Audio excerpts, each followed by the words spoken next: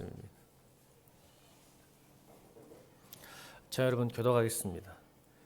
빌라델피아 교회의 사자에게 편지하라. 거룩하고 진실하사 다윗의 열쇠를 가지시니 곧 열면 닫을 사람이 없고 닫으면 열 사람이 없는 그가 이르시되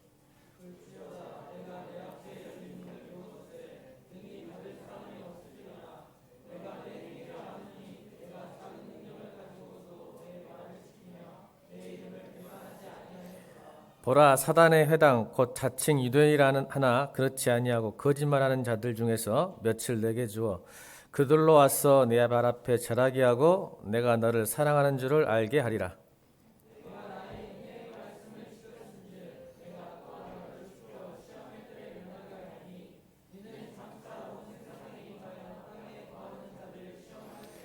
내가 속히 오리니 내가 가정을 굳게 잡아 아무도 내 면류관을 빼앗지 못하게 하라.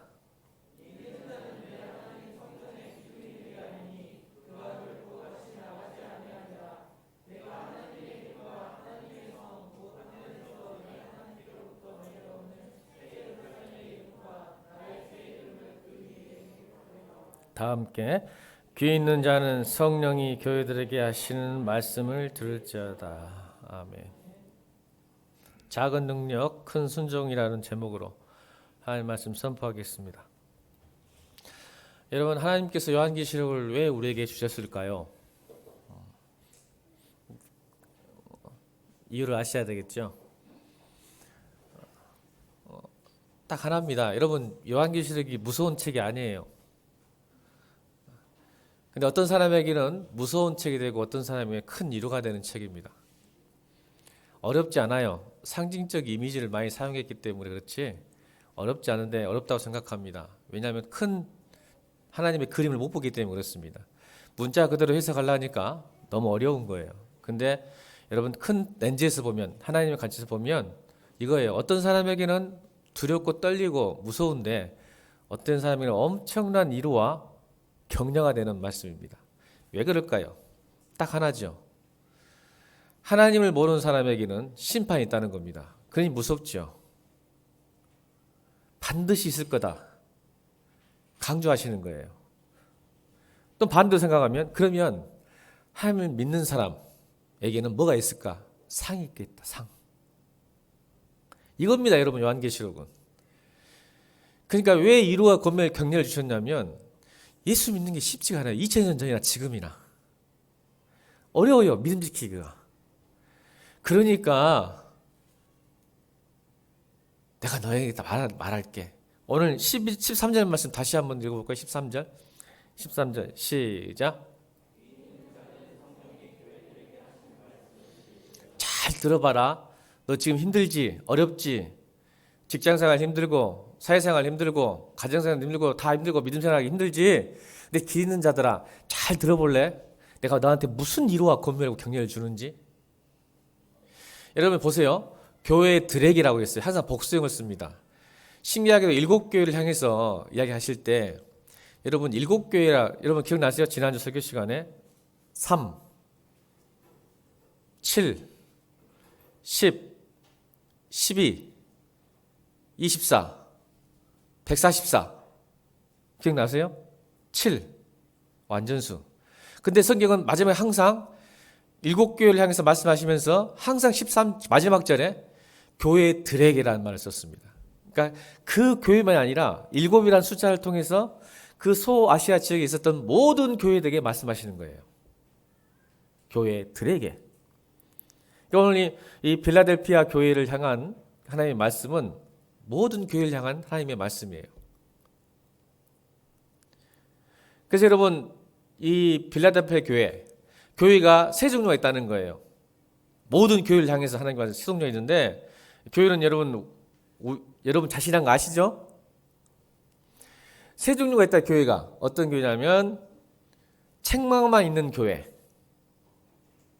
맨날 혼만 나는 교회가 있을 것이고, 두 번째는 책망과 칭찬이 함께 공존하는 교회가 있을 것이고, 마지막 세 번째는 칭찬만 있는 교회가 있을 건데 7교회 중에서 딱 2교회가 칭찬만 있는 교회입니다. 그 중에 하나가 빌라델피아 오늘 교회입니다. 그렇다면 이 말세를 살아가고 믿음 생활 지키기 힘들고 신앙 지키기 힘든 이 세상에서 어떻게 살아야 하나님의 칭찬만 있는 교회가 될 것인가를 살펴보고 싶은 거죠. 어떤 게 하나님이 칭찬하고 기뻐하시는 일일까? 교회들이 이 시대를 살아가면서, 이 어려운 시대를 살아가면서 그걸 살펴보는 겁니다. 여러분, 저는 참 교회가 중요하다고 생각합니다. 목회만 하면 할수록 교회의 중요성과 교회가 얼마나 큰 은혜가 있는지 더 절실하게 느껴집니다. 여러분, 이 교회 안에서 있지만 여러분 밖에 나가서 어떤 교회에 속해서 계십니까? 교회란 예일 공동체를 의미하는 게 아닙니다. 어떤 교회를 의미할까요? 하나님을 주는 그리스도시요 살아계신 하나님의 아들로 믿는 사람의 모임이 교회입니다. 아멘. 그럼 이 건물 안에 있다고 해서 교회가 아닐 수 있다는 뜻입니다. 그 말은. 그렇다면 밖에 나가서도 교회를 만들 수 있습니다. 그 이야기를 하려고 그래요. 이 어려운 시대 때 여러분 어떤 교회를 이루고 계십니까? 여러분 제가 만나는 사람들이 요즘은 자주 많이 만나 못하지만 저는 이 예일 공동체를 떠나면 어떤 교회를 형성하고 살까요? 저는요. 이제 목회를 오래 하다 보니까 이제는 제 주변에 목사님들밖에 없습니다. 그죠? 어쩔 수 없어요. 그러면 목사 공동체가 생깁니다. 그것도 교회입니다. 맞죠? 목사들이 모여서 이야기를 나누면 교회가 되는 거예요. 그 목사님들이 서로 참 재밌는 이야기를 많이 합니다. 그러니까 여러분은 어떤 공동체에 속해 있는지 여러분 잘 모르겠습니다. 여러분이 이 교회 밖을 떠나면.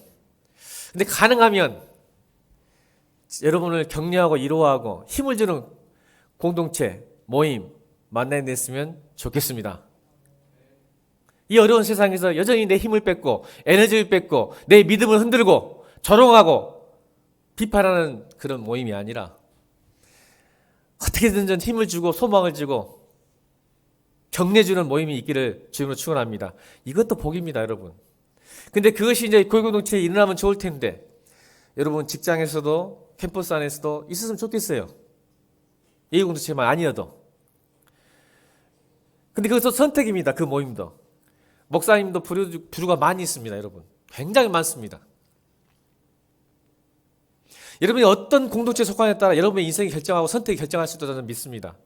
저는 가능한 한 모임을 많이 줄이는 편입니다. 시간이 지날수록. 예전에는 제가 여러분 안 믿겠지만 저는 친구가 엄청 많은 사람입니다. 안 믿겠지만. 증인이 있어요, 여러분. 저기 제일 뒤에 앉아 있잖아. 내가 얼마나 친구가 많은지, 얼마나 많은 관계가 인적 네트워크가 있었는지. 근데 하나님을 알면 알수록 줄어들어 갑니다. 이유가 있어요. 여러분 요즘 재밌는 이야기를 들었습니다. 여러분 목사들이 가장 큰 걱정이 뭡니까? 설교죠, 설교. 어떻게 하면 설교를 잘해서 우리 성도들을 은혜를 끼칠까? 하나님의 말씀을 증거할까? 라고 매일 고민합니다. 근데 하면 할수록 힘든 게 설교죠. 근데 여러분 설교를 은혜를 제일 못 받은 사람이 누군지 아십니까? 이 공동체에서 누굴 것 같습니까? 첫 번째는 목사를 싫어하는 사람이 설교 잘하면 싫어합니다. 제가 그랬거든요.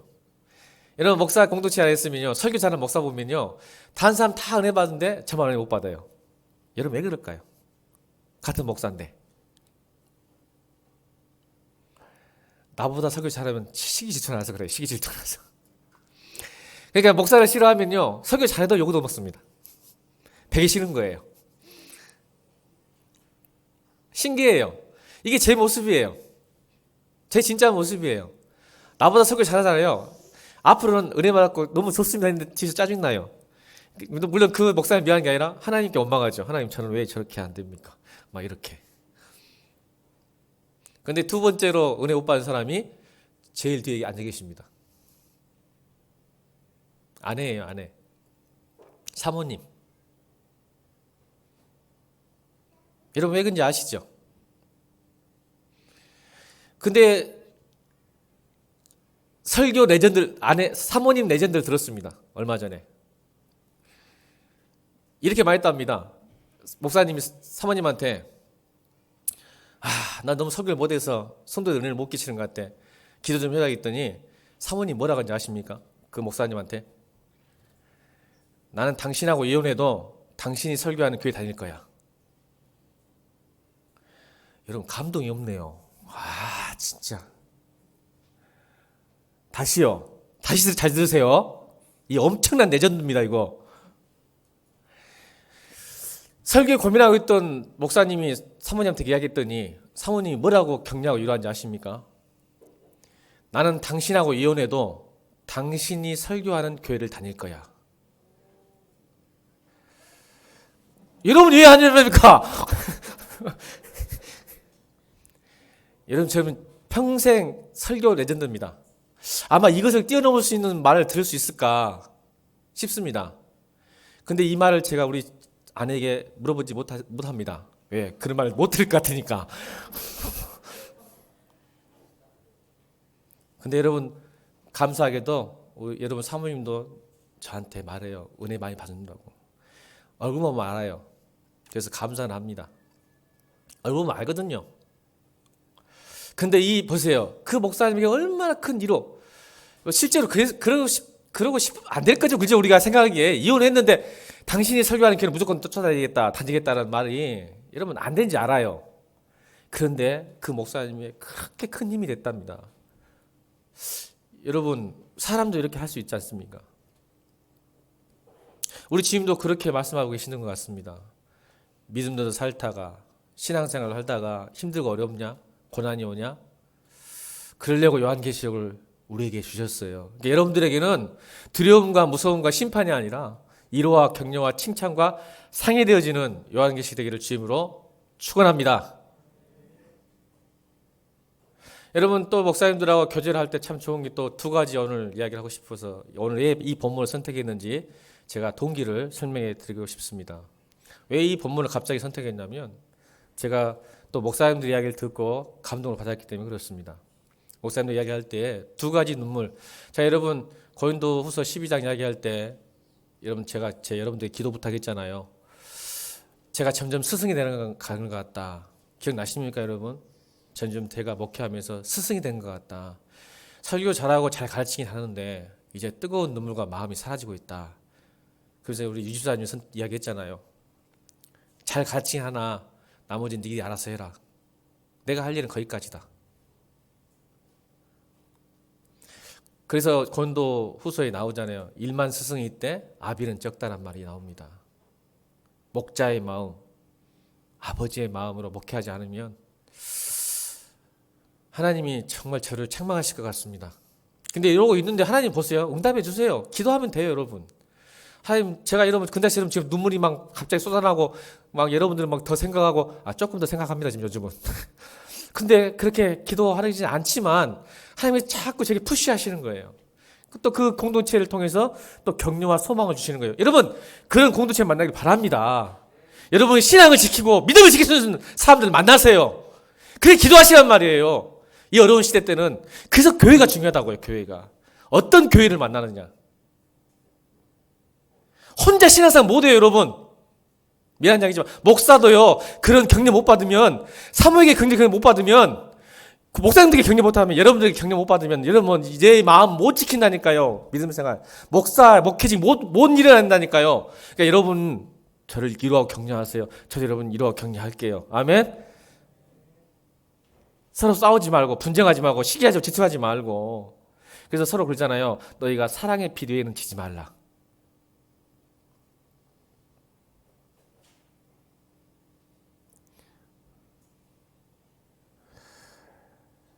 두 가지 눈물을 들었어요. 모 교회 권사님 이야기를 해주셨어요. 자기 교회 자랑하려고 그러지. 근데 은혜 받았어요. 권사님이 갑자기 목사님부터 상담을 요청했다. 권사님이 갑자기 일본에 갈 생겨서 교회를 좀 비워야 될 것 같습니다. 예? 왜요? 말 안 해주시더래요. 그런데 1년 6개월 만에 다시 돌아왔습니다. 일본 가셨어요. 일본. 잘 신앙생활 하시다가 원래 그분이 일본에 사시다가 오신 분이거든요. 1년 6개월 만에 돌아와서 목사님과 다시 상담을 합니다. 아우 잘 갔다 오셨습니까? 교회 잘 다니셨죠? 그때서 권사님이 울면서 이런 이야기를 했답니다. 제가 일본에 있을 때 꼭 전도하고 싶은 여자 성도가 있었답니다. 여자 이웃 사람이었죠. 근데 8년 동안 그 소식을 끊김을 당해서 이제 한국에 돌아올 수밖에 없었으니까 계속 어떻게 관계 전도하고 싶어서 그랬는데 갑자기 연락이 오는데 8년 만에 소식 끊기다가 그 자매가 그러니까 권사님 나이가 많이 드셨잖아요. 그러니까 그 이웃도 거의 비슷한 나이니까 혼자 살고 있었어요. 일본은 혼자 사는 사람이 많습니다. 그래서 혼자 사는데 병까지 걸려가지고 어렵다는 말을 들었답니다. 그 권사님이 기도하다가 들으신 거죠. 그래서 일본을 건너가요. 무작정 건너간 거예요.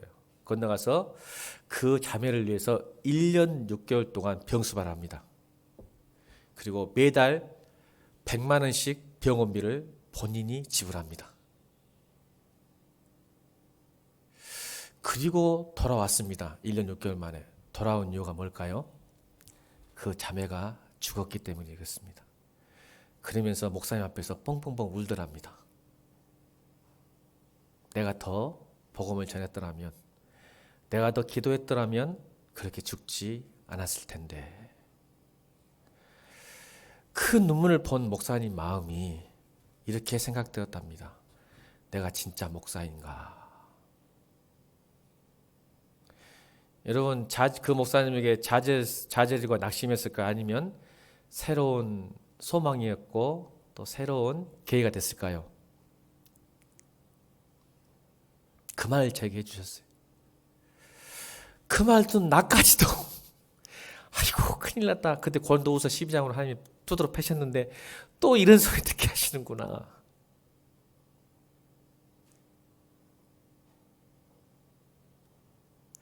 우리 하나님은 참 멋진 분이세요. 기도 응답하시는 분이에요. 두 번째 눈물입니다. 아주 콤보로 치십니다. 국정원 목사를. 어떤 목사님 후배가, 친한 후배가 신안의 섬에서 목회를 합니다. 근데 누가 가지도 않았는데 자기가 의가 있어가지고 나는 할머니 할아버지밖에 없는 신안 섬 가서 목회하겠다고 젊은 목사입니다. 갔답니다. 여러분 여러분 신학생들 여기 있지? 여러분들 섬에 가고 싶냐? 고개 숙이지 말고 할아버지 할머니밖에 없어. 지금 섬에 가면 10명도 안 넘어. 근데 자발적으로 갔어. 나 하나님 뜻대로 목회하겠다고. 그래서 객기다 싶었나가. 근데 전화가 왔더랍니다. 목회 그만하고 싶다고. 아싸, 봐라, 시끼야. 객기 부리니까 안 되지. 뭐, 네 마음도 되겠냐고. 오라겠답니다. 밥 맛있는 거 사주고, 교회에서 좀, 돈 좀 챙겨줘서 다시 격리해서 보내야 되겠다 하고 오라겠답니다. 신안에서 배 타고 다시 올라와서 그 목사님과 상담을 합니다. 또 그 목사가 울더랍니다. 너무 목회 힘들어서 못하겠다. 영적 침체가 온 거예요. 그래서 목사님이, 이 자식 안 되겠는데. 그래서 들어줘. 왜 그러냐? 이제 격려하려고 다 준비하고 있었죠. 맛있는 거 엄청 비싼 거 사주고 또 이제 교회에서 이제 뭐 성경금으로 딱 준비하고 갔는데 자기가 들고 갔던 이 성경금이 부끄러웠답니다. 이유를 들어보세요. 그 교회에 제가 그 교회를 설명하지 않겠습니다. 이름은 그 교회에 할머니밖에 없으니까 약간 치매가 오신 분이 계시는데 그 치매 때문에 말을 못해요. 근데 그 목사님이 몸도 좀 안 좋으니까 저 할머니가 매일 새벽 예배나 또 예배 때마다 손수 차를 몰고 가서 픽업을 해서 왔다 갔다 하시는 그 유일한 할머니였어요. 근데 그 할머니가 그 집에 불이 나서 불타서 돌아가셔 버립니다. 불이 났는데 전화를 들어도 왜요? 말을 못 하니까. 이게 신고도 안 되고 안 되는 거예요. 그래서 불타서 죽어버렸어요. 그런데 그 목사님이 기도만 할 때마다 가슴을 치고 우는 거예요. 왜냐하면 그 죽음이 자기 때문이라는 거예요. 목사님 때문이라고. 여러분 그게 상상이 되십니까? 그 목사가 무슨 잘못이 있습니까? 근데 더 돌보지 못하고 더 연락되지 못해서 자기가 안부를 묻지 못해서 그 할머니가 돌아가셨다는 거예요. 그래서 영적 침체가 다 와가지고 난 목사 아니다 라고 눈물을 흘리더랍니다.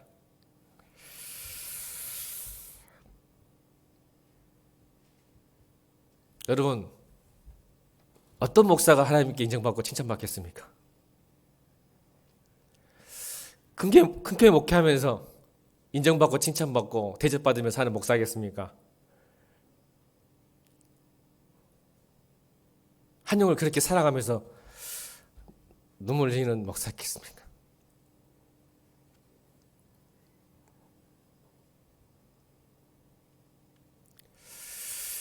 그래서 갑자기 요한계시록 3장이 생각났습니다. 그 말을 듣고 나서.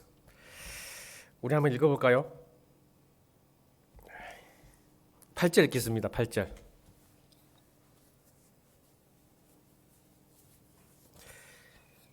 시작.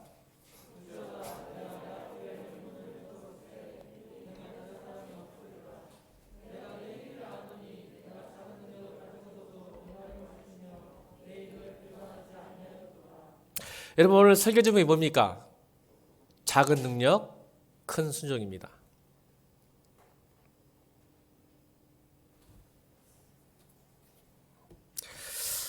여러분, 신앙은 환경의 문제가 아닌 것 같습니다. 다시 여러분, 신앙은 환경의 문제가 아니라고 저는 생각합니다. 여러분, 이 필라델피아 교회의 환경이 그렇게 좋지 않았습니다. 크게 세 가지 어려움이 있었습니다. 첫 번째는 뭐냐면 사회, 정치, 경제적 환경이 그렇게 좋지 않았습니다. 이 필라델피아 교회가 이 편지가 써진 때는 도미티안 황제의 핍박 시대였습니다. 여러분, 이미 이 핍박은 이미 많이 있었습니다. 로마 시대 때. 근데 이 도미티안 황제가 그 전에 네로 황제하고 다른 점이 뭐였냐면, 네로 황제는 여러분 아시죠? 지가 불질러 놓고 크리스찬들이 불질렀다고 해서 크리스찬을 죽이고 쫓겨냅니다. 그러니까 로마에 한정돼 있었거든요. 로마에 한정돼 있었어요. 네로는. 그런데 이 도미티안 때부터는 로마뿐만 아니라 온 로마가 다스리는 지역까지 핍박이 넘치는 시대였습니다. 이유가 뭐냐면 그전까지는 시저, 황제라는 이름으로 숭배를 했는데 이 도미티안이 미쳐가지고 뭐라고 하냐면 나는 신이라고 선포합니다. 나는 주요 하나님이라고 절대자라고 선포합니다. 그래서 모든 그 로마에 통치하는 식민지에 자기를 신격화하기 시작합니다. 그래서 그걸 믿지 않으면 로마의 반역죄로 정치적으로 제거하고 사회적, 문화적으로 배제를 시킵니다. 소외를 시킵니다. 엄청난 문제가 심각한 거죠. 로마뿐만 아니라 모든 교회, 그러니까 소화시는 교회에 그런 어려운 상태들을 주게 되죠. 그 핍박이 달라져. 또한 이 필라델피아는 굉장히 활락과 유흥이 넘치는 경제로 풍요로운 도시였습니다. 경제 요충지였어요. 일부러 하나님께서는 이 교회들에게 편지를 쓰시는 것 같아요. 일부러 잘 나갔어요. 경제적, 정치적, 모든 문화적 영향력이 아주 큰 도시였습니다. 그래서 특별히 포도주가 많이 났습니다. 포도주가 뭡니까? 술. 그래서 그 도시는 술의 신 디오니소스를 숭배하는 도시입니다. 술이 많다는 것은 그만큼 쾌락과 풍요가 많다는 뜻입니다.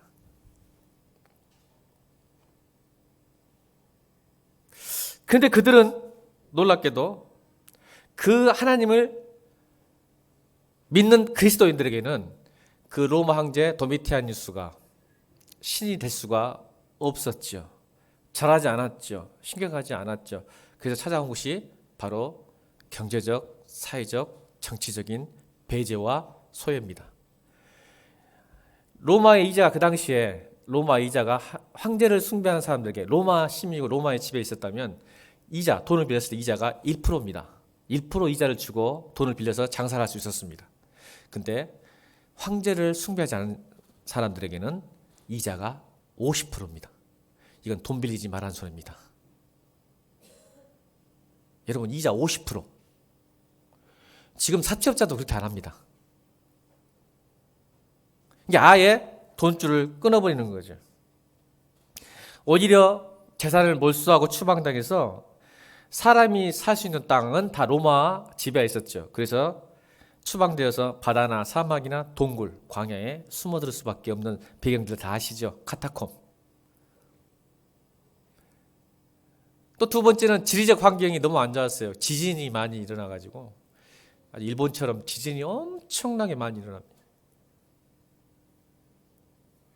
그래서 AD 17년경에 예수님 오신 후 17년경에 엄청난 역사적 세계사적으로 그 지진이 있었을 때 가장 피해가 많은 도시가 이 빌라델피아 도시였습니다. 그래서 나중에 이 티베리우스가 도시를 재건해 주니까 많은 사람들이 어때요? 그래서 경제적으로 돈을 받았잖아요. 티베리우스 로마 황제 티베리우스가 이 지진으로 폐허된 도시를 무상으로 재건해 주니까 얼마나 그 도시 사람들이 여러분 재난지원금 막 1,000만 원씩 주면 얼마나 문재인 좋아하겠어요, 여러분. 그냥 다시 찍어줄 거죠? 30만 원 주니까 안 찍어주죠? 한 2,000만 원씩 줘버려야 그냥 확 찍어줘 버리는데 찍어 뭐를 줄런가 모르겠어. 그러니까 그렇게 재건을 해버리니까 완전히 이 빌라델피아 지역은 도시는 황제에 숭배합니다. 경제적으로 도움을 많이 받았으니까 우리 백성들은요 돈만 주면 좋아라 하잖아. 찍어버리잖아 우리는 막. 그러니까 황제가 엄청나게 신격화된 도시였어요. 이게 이제 두 번째 환경이 안 좋은 상황이었죠. 예수 믿기가 쉽지가 않아요. 하나님 믿기가 쉽지 않아요. 로마도 자체도 힘든데 빌라델피아 교회 도시에 있는 거예요. 향락과 유흥의 도시, 술의 도시. 근데 이제 더 힘든 게 뭐냐면 세 번째입니다. 오늘 9절입니다. 세 번째 시작.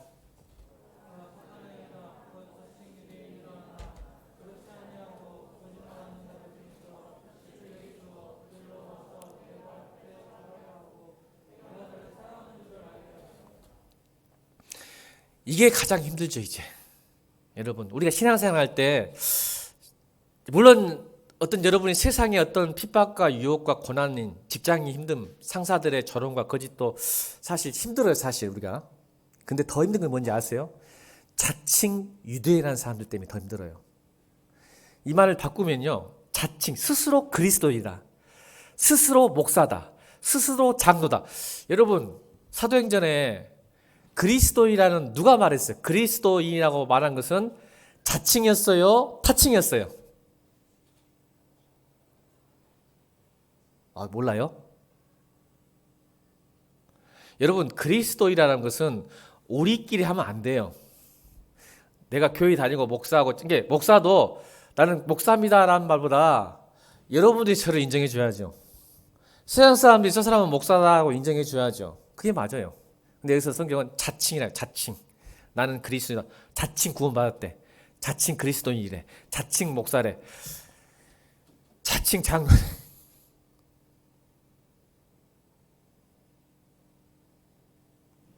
그 사람들이 뭐를 하면요 거짓말하기 시작합니다. 거짓말로 유혹하는 거죠. 그때 가장 힘들어요.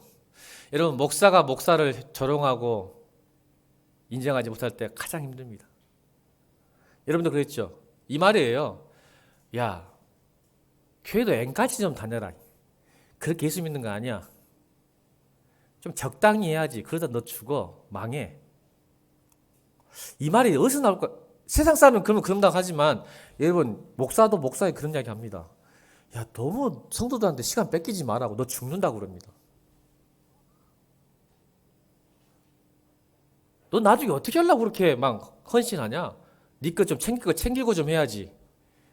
성도들이 그거 나중에 인정해 주지 않냐? 여러분 그 말이 어디서 나온지 알죠? 목사에서 나옵니다 여러분. 목사들도 배신을 많이 당했나 봐요 성도들한테. 여러분도 목사들한테 배신 많이 당한 것처럼.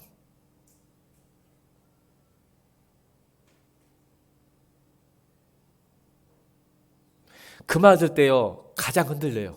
제가 여러분 놀랍게도. 그래서 그런 모임은 안 갑니다.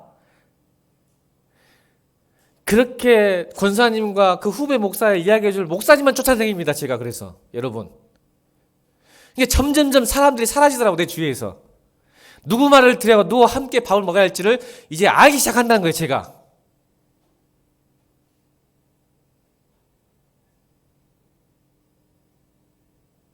참 나를 위한 것처럼 말을 해줘요.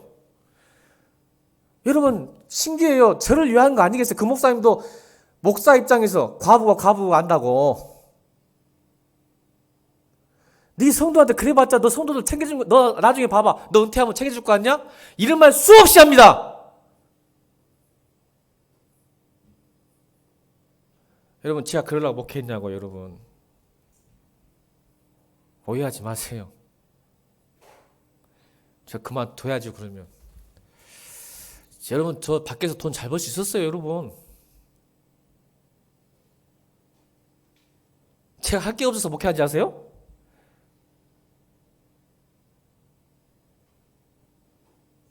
자꾸 이런 말이 들어와요, 저한테. 그럼 제가 흔들릴까 안 흔들릴까요? 흔들립니다. 진짜 그렇게 보이거든요. 현실이 그래요, 현실이, 여러분.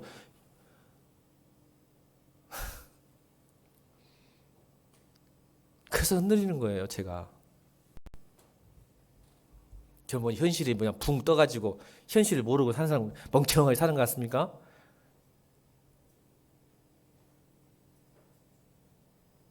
이 사람들 그래요. 적당히 좀 해라, 적당히.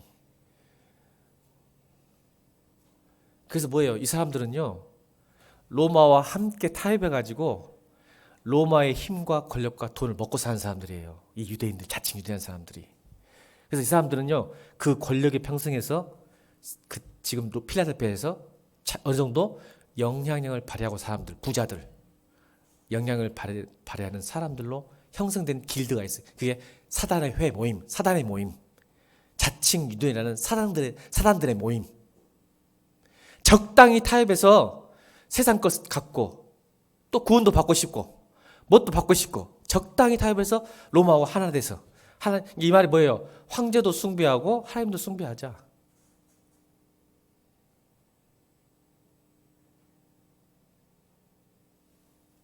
이런 사람들이 조롱하고 핍박합니다.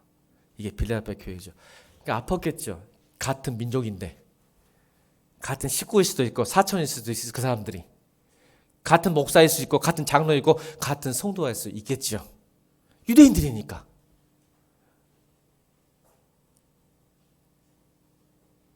여러분, 목사의 적은 목사입니다. 아십니까, 여러분? 여러분들이 그런다면 안 들어요, 제가. 여러분들 말을 내가. 근데 목사님들이 그러면 흔들려요.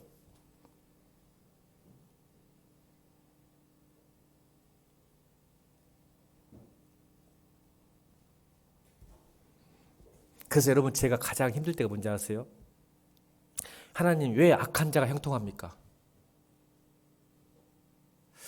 여러분, 약한 자라는 의미가 성경은요, 물론 도덕적 윤리적으로 악한 사람을 의미하겠지만 제가 여러분 우리 교회는 다 할 거예요. 악한 자가 뭐라 하겠어요? 악인이 뭐라 하겠어?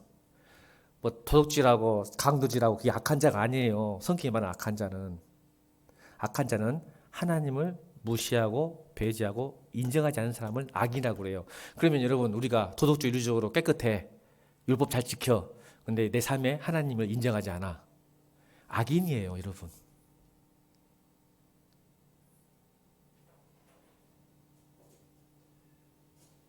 그게 목사가 초기 목사 돼가지고 목사 돼서 목회하면서 여전히 궁금했던 게 왜 악한 사람들이 형통한가? 라는 신정론적인 질문을 했어요. 이 답이 없겠지만 답은 좀 어느 정도 이론을 받긴 했지만 이게 신론적 질문이죠. 왜 악인, 하나님을 무시하고 배제하고 인정하는 사람들이 잘 사는가라는 이야기. 여러분 그렇게 생각하지 않아요? 세상 살면서? 오히려 잔대가 잘 굴리고요. 하나님 없이 마음대로 살고 지 계획도 사는 사람이 더 잘 살아요, 여러분. 여러분은 그렇게 안 믿고 있구나. 나는 그렇게 믿고 있는데. 나는 그것이 하나님 앞에 늘 궁금했어. 하나님이 살아계시다면 어떻게 하나님이 이렇게 무시하고 사는 사람들이 잘 삽니까? 이건 말이 안 됩니다. 이렇게 영적 침체가 빠졌어, 제가 여러분. 근데 지금 여러분 그런 영적 침체 안 빠지죠. 해결됐으니까. 벌써 하나님께서는 말씀으로 이렇게 이루어 주셨어요. 여러분 제가 잠언 이야기 해볼까요? 잠언 24장에 보면 그게 다 나와요. 잠언 24장. 제가 안 띄워서 제가 읽어드리려고. 잠언 24장 1절. 너는 악한 사람을 부러워하지 말며 그들과 어울리고 싶어하지도 말아라. 17절. 원수가 넘어질 때 즐거워하지 말고 그가 걸려서 쓰러질 때 마음에 기뻐하지 말아라. 주님께서 이것을 보시고 좋지 않게 여기셔서 그 노여움을 너희 원수로부터 너희에게 돌이킬까 두렵다. 이 말 뭐냐면 악인이 형통함 있다가도 보면요, 악인이 잘못되면 쾌재를 부르거든요. 우리는 그죠? 야, 나 저럴 줄 알았어. 저렇게 신앙생활 잘하다가 아니 저렇게 하다 뭐 봤을 때 망하지 하고 있다가 망해버리면 기분이 째지는 거야. 여러분, 우리 인지상정, 우리 마음이 그러지 않을까요, 여러분? 근데 성경은 뭐라고 하냐면 그거 즐거워하지 부러워하지 마라. 아, 참 우리 하나님 참 너무해. 아, 좀 즐거우면 안 되나? 악인이 좀 망하는 거 보면 하지 말해. 이유가 뭔지 아세요? 그 원수의 죄값이 너에게 돌이킬까 두렵기 때문이다. 너에게 올까봐. 이런 자에 대해서 이제 그게 축복하시죠. 뭐라 하면 이제 24장 19절. 행악자 때문에 분개하지 말고, 그러니까 그 악한 사람들 때문에 분개하지 말고, 악인들을 시기하지도 말고. 왜냐? 그 악한 사람은 하나님을 무시하고 멸시하는 사람에게는 미래가 없다. 장래가 없고 그들의 등불, 그들의 빛, 그들이 붙드는 거 꺼지고 만다. 그들이 받을 재앙은 갑자기 일어날 것이니 주님이나 왕이 일으킬 재난을 누가 알겠느냐 정문아. 요한계시록이 어떤 사람에게는 무서우게 다가올 겁니다. 자기만 모를 뿐이죠. 근데 작은 능력으로 믿음을 지킨 여러분들에게는 엄청난 위로와 권면과 격려와 상의와 칭찬될 줄로 믿습니다.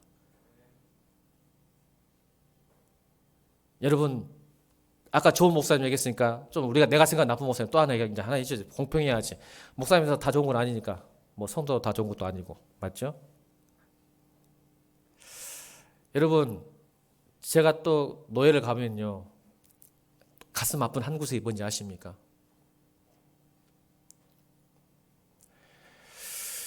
목사님들이 150개, 우리 노예가 150개예요. 150개. 목사님만 막 180명, 200명이 넘잖아요. 부목사들도 있으니까. 목사는 하나씩 있으니까 교회. 이런 목사님들이 무식하고 말 못해서 각 교회마다 뭘 몰라서 앉아 있을까요? 근데 어떤 목사님이 딱 오면요, 말을 진짜 많이 나오셔갖고. 근데 딱 들어보면요, 반드시 이 말을 해요. 마치 자기의 뜻과 생각을 하나님과 뜻과 생각으로 막 말을 해요. 목사님들이요. 그럼 우리는 150, 200명이 딱 앉아있어, 목사들이. 앉아서 들으면 그걸 모를 것 같아요? 목사들이? 한 교회 지도자인데? 근데 그분들의 특징이 뭐냐면 항상 자기의 뜻과 생각을 하나님 뜻과 생각을 포장을 해. 그래서 하나님 영광이래. 그럴 때마다 후배 입장에서 와, 어떻게 교회에서 지금 200명이라는 목사 교회가 뭐 있잖아요. 저렇게 화내면서 분노하면서 열을 토하면서 저렇게 말할 수 있을까? 전혀 성경 말씀도 안 맞고 동의가 안 돼. 그 멤버십들이. 혼자만 그래. 그래서 주구장창 그 계획을 밀어붙여갖고 해내. 근데 목사님들이 속에서 신음소리가 나는 거야, 신음소리. 근데 목사님들이 의롭지 않겠습니까? 여러분, 모르겠습니까? 소리 지르고 나가 싸우진 않습니다. 이유가 있어요. 그 199명의 사람들이 싸우지 않고 말하지 않습니다. 나는 그때 젊은 목사니까 화가 났어요. 진짜 몇 번 뛰쳐나고 싶었어요. 내가 그 노예에서 쫓겨나더라도 젊으니까 지금 못해요. 쫓겨날까 봐서. 쫓겨나면 우리 교회에 내가 힘을 못해요. 그때는 젊으니까 저건 말도 안 된다. 뛰쳐나가서 말끝 뺏어갖고 그렇게 살지 마십시오 목사님. 그게 아닙니다 라고 딱 해보시는데 옆에서 손을 꼭 잡더라고 누가. 벌벌 떨고 있으니까. 어린 거죠. 또 묻는 거예요. 하나님, 이 목사 세계에서 왜 이런 일이 납니까? 또 교회 와서 또 신음합니다. 여러분, 목사 세계가 그렇게 좋진 않아요, 여러분.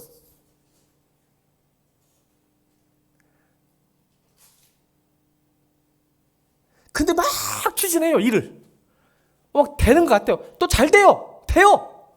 신기한 거야. 왜 하나님 살아계시면 저런 게 돼야 돼? 안 돼야 되거든. 네, 여러분, 저는 이제 자유를 얻었습니다.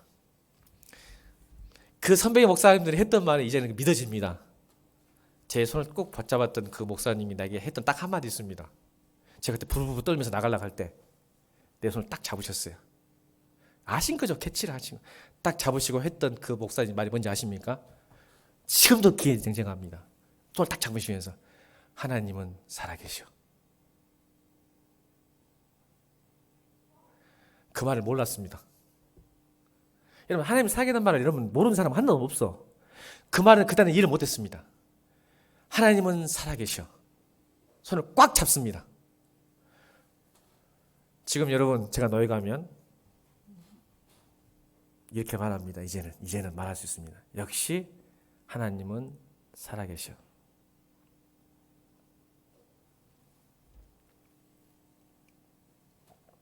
여러분, 그 목사님들 있잖아요. 한순간에 사라집니다.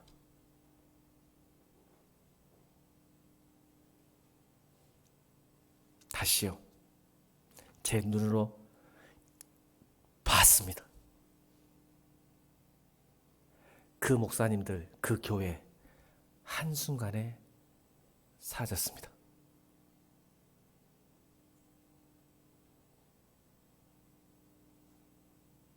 하나님은 살아 계십니다. 내가 의롭지 않아도 하나님이 그렇게 심판하십니다. 그들이 받을 재앙은 갑자기 일어날 것이니 주님이나 왕이 일으킬 재난을 누가 알겠느냐? 하나님만 아십니다. 그때를.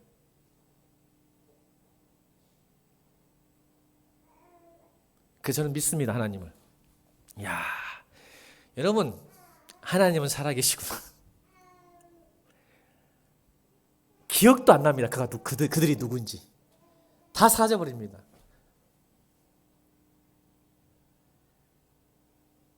저는 그거를 짧은 고난, 긴 영광이라고 생각합니다. 우리 예수 믿는 사람이 짧은 고난 속에 잘 인내하고 믿음을 지키면 긴 영광으로 보답하실 걸 믿습니다. 그들은 짧은 영광, 긴 고난입니다. 이게 요한계시록입니다.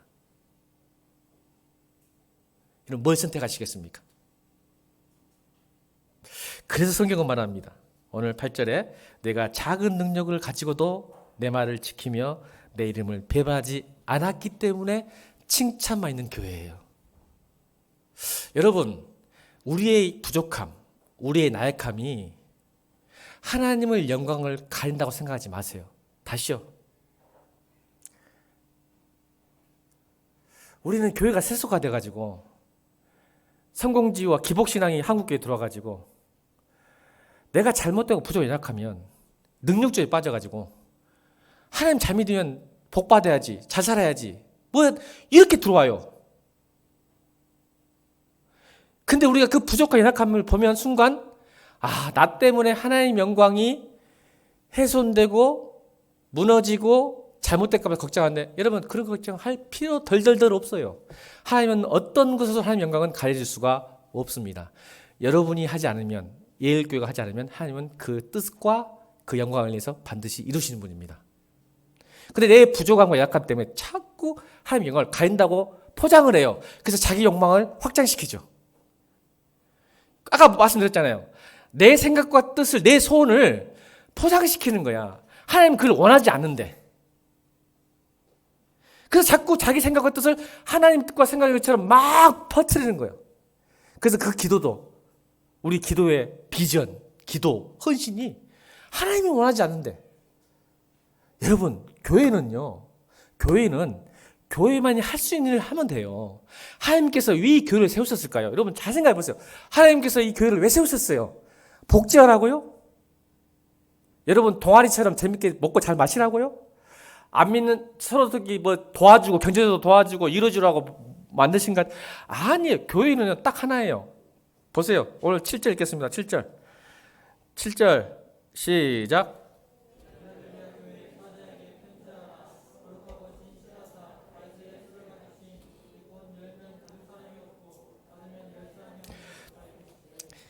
하나님께서 요한계시록 쓰실 때 각 교회마다 자신을 표현하셨어요. 나는 어떤 사람이다 라고 표현해요. 다 모든 교회, 7교회마다. 근데 오늘 빌라델피아 교회는 다윗의 열쇠를 가진 사람이라고 딱 표현합니다. 자기를. 이게 무슨 열쇠? 이건 이사야 22장에 있는 상징적 이미지를 갖다 와야 돼요. 요한계시록 설명을 하면.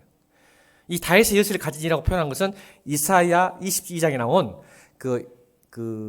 의로운 왕 히스기야의 비실장인 엘리야김 를 표현한 거예요.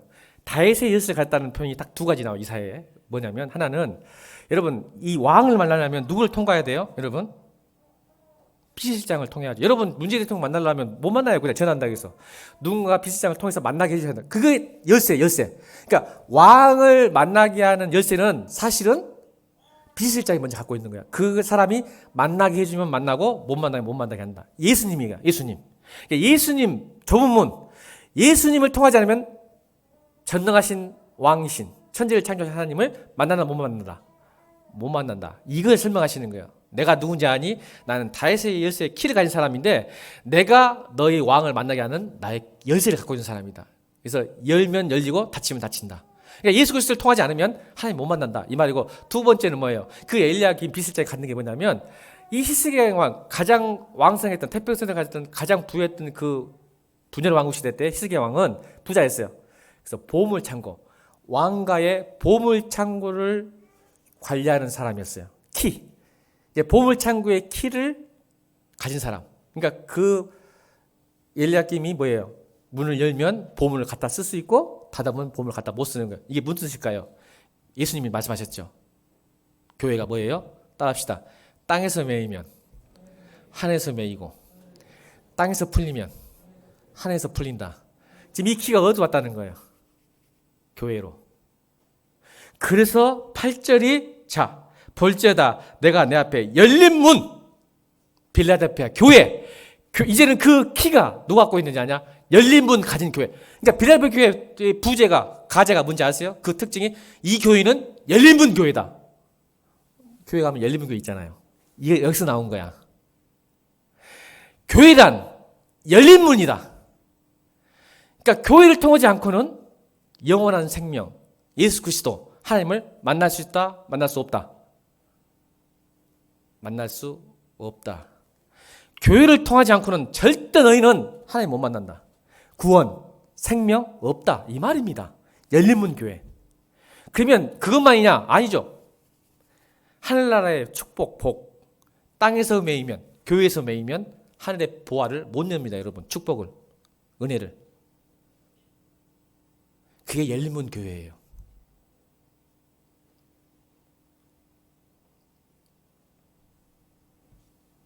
그런데 너희들 작은 능력. 여러분 빌라델피아 도시는 부유했지만 빌라델피아 교회는 가난했습니다. 이유가 뭘까요? 이건 갤러스도 아니고 문에서도 아닙니다. 아시죠? 왜 그런지. 자발적 가난을 한 거예요. 황제는 우리의 신이 아니다. 나의 주인이 아니다. 황제의 논리와 황제가 우리 교회를 나를 리드할 수 없다. 지배할 수 없다. 그래서 가난해지는 거예요. 근데 자칭 유대인들은 부자였지. 왜? 타협했으니까. 그래서 그들은 돈을 못 빌려. 50%를 주고 어떻게 빌립니까? 또 그들은 길드에 가입해야 돼. 상인조합, 길드에 가입하지 않고는 절대로 장사를 못해. 자, 근데 그 길드에 가입하려면 뭐가 숭배돼야 돼? 황제 우상 숭배를 해야 돼. 그래서 그 길드에서는 황제 앞에서 절을 해야 되고 숭배하고 그리고 음란 파티 제사를 드려야 돼. 그러니까 황제를 숭배해야 되고 음란 파티 예배가 아닌 음란 파티 그들은 그걸 제사라고 하지. 신전 앞에서 황제의 신전 앞에서 음란 파티를 벌여야 돼. 거기에 참석을 해야 돼. 술 처먹으면서 이제 그것을 포기하니까 자연스럽게 오는 게 뭐예요? 가난할 수밖에 없는 거지.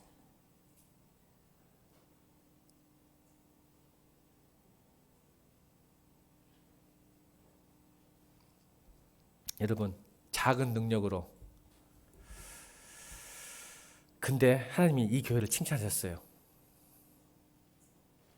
진짜 보잘것없는 교회였어요. 7교회 중에 가장 가난하고 능력과 영향이 없는 가난한 교회. 근데 이 교회는요 놀랍게도 자기가 있는 것으로 할 수 있는 것으로 섬겼습니다. 이게 하나님 보시기에 칭찬거리였어요. 그러니까 여러분 이 교회는요 억지로 하지 마세요. 제발 있는 것으로 할 수 있는 것으로도 순종하면 하나님의 큰 칭찬 받습니다. 우리가 할 수 있는 게 뭘까요, 여러분? 교회만이 할 수 있는 게 뭘까요? 여러분이 있는 곳으로 들여지는 게 뭐가 있을까요? 여러분, 그것으로 여러분이 가진 지금 그 작은 능력으로 순종하면 하나님의 뜻을 이루고 계시는 거예요, 여러분. 근데 우리는 뭐가 되면요, 돈이 벌면요, 어디를 가면요, 뭐 하면 자꾸 작은 애 포인트가 있어, 작은 애. 하나님은 작은 애 포인트가 아니라 능력의 포인트가 있습니다. 아멘. 근데 우리는 자꾸 왜 우리가 이렇게 세수가 된 거예요. 지금 하나님은 모르는 거야. 작은 것 때문에 작은 것 이게 포인트야. 우리는 좀 컸으면 좋겠어. 내 가정과 내 사업과 내 모든 것이 좀 컸으면 좋겠어. 근데 하나님은 그거 보는 게 아니라 작은 능력, 이미 있는 능력. 그래서 여러분 아시죠? 하나님께서 우리 믿음을 이야기할 때 뭐라 하겠어요? 마태복음 17장 20절 읽겠습니다. 마태복음 17장 20절 시작.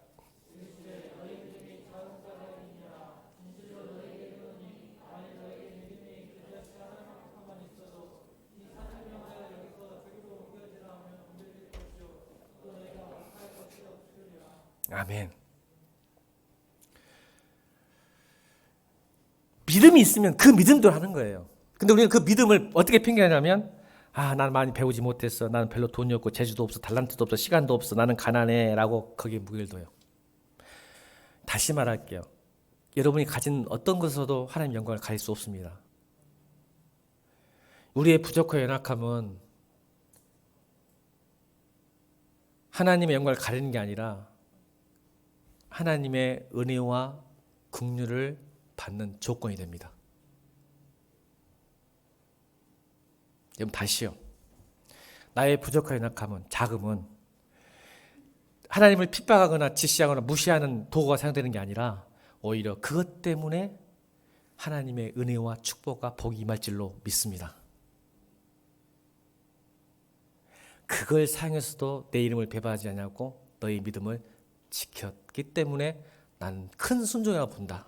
나를 칭찬할 수밖에 없구나 라고 말씀하신 겁니다. 그래서 10절 읽겠습니다. 10절 시작.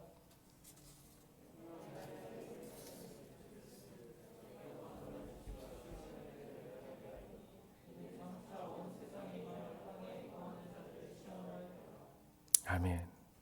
내가 나의 인내의 말씀을, 이게 인내의 말씀을 오해하면 이제 영어 성경을 보면 이렇게 나와요. 인내하시라는 말씀을 지켰으니, 이 말입니다. 이게 해석해야 돼요. 그냥 인내의 말씀이라니까 뭐 인내하라는 게 아니라 인내하라는 내 말을 지켰으니 이렇게 번역을 하셔야 돼요. 인내, 참으라는 말을 그대로 믿고 지켰으니, 인내가 뭐예요? 신앙을 지키기 위해서 인내하는 거예요. 견디는 거잖아요. 그 말을 지켰으니 내가 너 또한 내가 너를 지키겠다. 아멘. 여러분, 이게 신앙의 원리예요. 나는 내 뜻대로 살면서 하나님 날 지켜주라고 그래.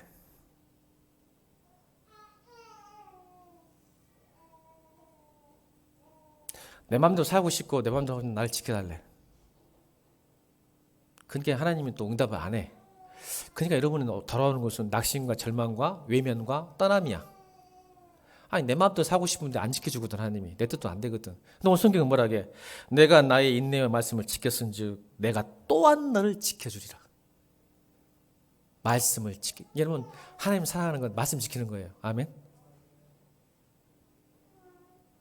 그래서 이제 제가 11절 12절 안에 상이 기가 막힌 상이 있어요. 그 이야기 하고 싶지 않아.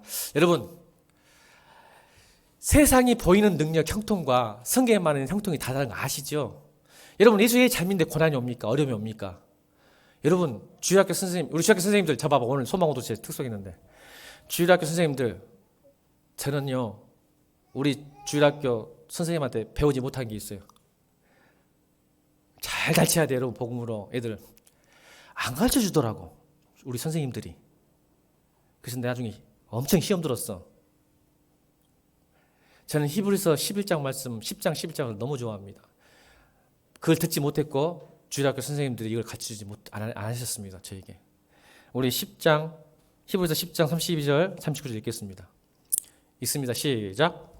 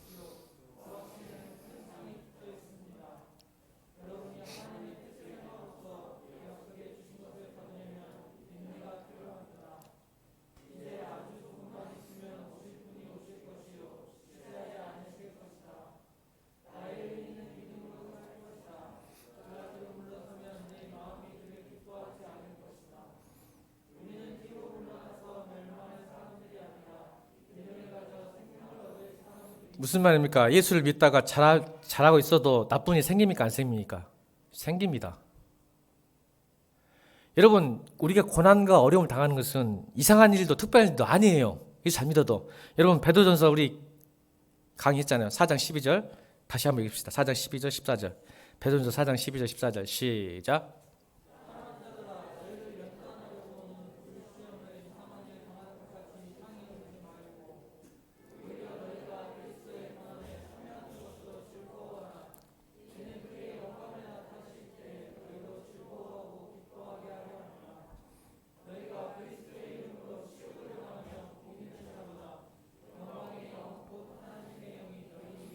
아멘. 이상하게 생각하지 마라. 특별한 일도 아니다. 당연히 오는 거야. 그리고 여러분 결론을 내요. 히브리서 11장이 믿음장이죠. 11장이.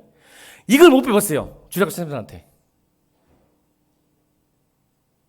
앞으로 맨날 긍정 힘이나 축복받는 설교하는 목사 조심하시길 바랍니다. 긍정적 사고방식. 복이 있어요. 복이 있는데 이걸 못 들었어요. 제가 어렸을 때 교회에서. 히브리서 11장 36절 40절입니다. 믿음장입니다. 믿음이 또 무엇인지를 증명하죠. 설명하죠. 히브리서 11장 36절 40절 시작.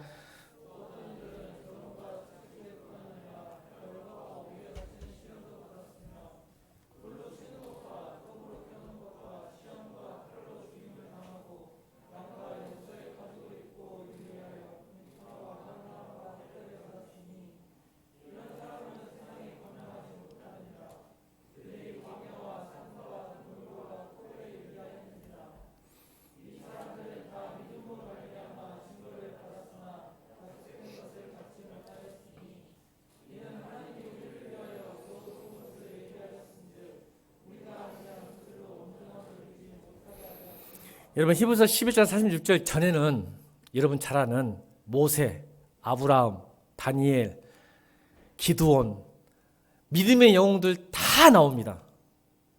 근데 여러분 히브리서 11장 30절에서 멈춰버렸어. 주일학교 선생님들 나한테. 목사님들도. 그래서 내 인생을 살 때 신앙생활 때 왜 이 고통이 있고 아픔이 있는지를 몰라. 내가 신앙생활 잘못한 것처럼 착각에 빠져본 거야.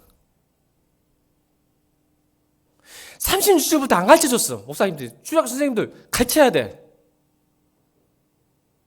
이것도 믿음이야. 여러분, 믿음의 영웅만 있는 게 아니라 믿음의 서민도 있어요. 우리들 같은 사람. 저는 미안합니다. 우리 교회 부흥 안 할 것 같습니다. 저는 그만한 자격이 없고 그것도 안 돼요. 믿음의 영웅 못 됩니다. 저는 내가 아무리 다 해도 나는 안 됩니다. 그러니까 여러분, 내가 여러분 딱 살펴보니까 기도해보니까 믿음의 영웅도 없을 것 같아. 다니엘 같은 사람, 요셉 같은 사람, 모세 같은 사람 안 나올 것 같아. 짜증날 것 같으니까 그냥 여러분 안 나오는데 1위에 나옵니다. 아멘. 여러분야 기분 좋지? 나는 포기했잖아. 여러분 이미. 여러분들은 1세대들은 포기했잖아. 근데 2세대를 향해서 모세, 다니엘, 요셉 나옵니다 하면 기분 좋잖아. 찢어지잖아. 근데 확실히는 모릅니다. 저도. 그건 하나님 뜻이에요. 내가 굴에 들어갈지 토굴에 들어갈지 광야에 빠질지 조롱받을지 채식받을지. 왜요? 그것도 믿음이고 그걸 통해서 하나님의 큰 그림을 이루시기 때문에 그렇습니다. 근데 오히려 난 이 믿음이 더 귀한 것 같아. 앞으로 맛에 사는 크리스찬들한테는. 믿음의 영혼은 별로 1%. 어쩔 때 나타날 수도 있겠지. 그건 하나님의 왜 뭔가 본을 보여주고 싶어서 세우시겠지만 다른 교회 다니세요. 앞으로 이 설교 듣고 다른 교회 다니세요. 믿음의 영웅 되고 싶으신 분들은 다른 교회 다니시고 제 믿음은 안 나올 것 같습니다. 목사가 있다고밖에 안 되니까. 우리는 그거 좋아해. 기드온처럼, 모세처럼, 아브라함처럼, 다윗처럼, 솔로몬처럼. 근데 성경은 또 어떤 이들은. 근데 이게 대부분이에요. 할렐루야. 여러분 신앙생활 잘못하는 게 아니야. 특별히 이상한 일이고 특별한 일이 아니야. 괜찮아. 그래서 오늘 뭐야? 인내하러 말했던 것을 지키는 너희들에게 내가 너 끝까지 지키리라. 작은 능력으로 그 자리를 지켰으니 우리 교회요. 부흥이라고 생각하지 마. 그냥 있는 것으로 할 수 있는 것으로 교회만이 할 수 있는 걸로 순종하면 나는 하나님께 칭찬받는 빌라델피아 교회 될 줄로 믿습니다. 더 이상 커지고 싶지 않아요. 교회 커지고 싶지. 하나님을 주시면 또 아멘하고 순종하겠습니다. 그러나 바락바락하지 마시고 여러분 지금 할 수 있는 거, 지금 가지고 있는 것으로 하나님 뜻을 이루십시오. 그러면 여러분 칭찬받습니다. 제발 작은 거 핑계대지 말고 목사님 내 믿음이 더 커지면요, 더 돈을 가지면요, 더 뭐 하면요, 이런 식으로 비겁한 변명하지 말고 지금 할 수 있는 거 하시면 하나님 기뻐할 줄은 믿습니다. 우리 찬양하십시다.